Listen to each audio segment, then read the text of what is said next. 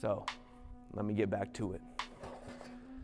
Because you are not the less. You are not a loser. You are not impotent and powerless. You are not a slave any longer. You are not the least of these.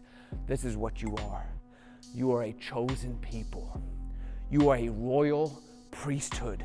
You are a holy nation. God's special possession. Why you living less then? Don't you understand what he's calling you? He's calling you royalty. You are king of the king. Ladies, you a daughter. Rise up and act as such.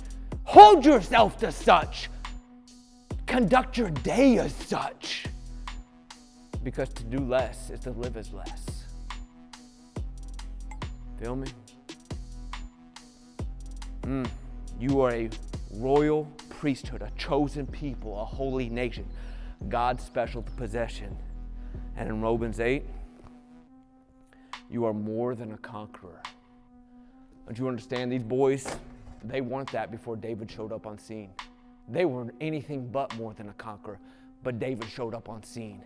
And daggone it, Jesus showed up in our scene of history, in our time with this earth. He showed up and he won.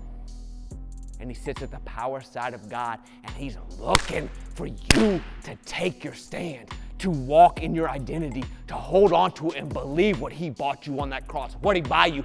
Sonship, more than a conqueror, royal priesthood, like he bought you a special possession. He bought you, and you are everything to him, and he does not want to see you time and time again take that beating, but he wants you to walk down in that pit, slay that lion of a devil, and walk back up a victor and having a name written in the book of life that conquers. Feel me? Too many of us, we get nipped at by this roaring lion of a devil looking to see who he can devour.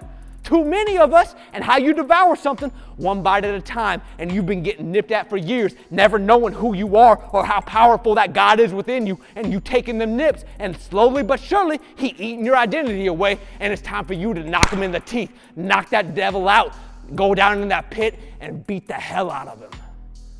Because your life is not meant to be a living hell, but you meant to walk in grace. You meant to walk about that grave, and that's where the fights happen. I promise you. He walked into a pit, our fight happens in the grave. But praise Jesus, he conquered the grave.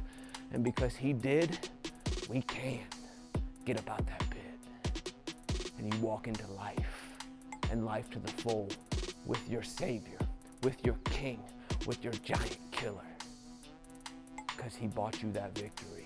I just try to encourage you guys. I just want you to understand that you ain't got to take the beating. You can rise up for the victory because your king showed up and gained the victory on that cross.